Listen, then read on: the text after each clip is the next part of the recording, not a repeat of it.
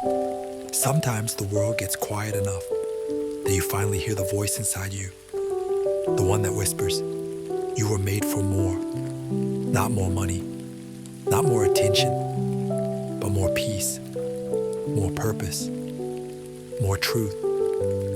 You don't have to rush. You don't have to prove anything to anyone. You just have to show up for yourself.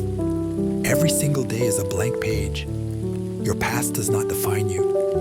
Your mistakes are not your identity. And your doubts, they're just echoes of old fears that no longer belong. So take a breath, listen to the rain, and remember, you're not lost.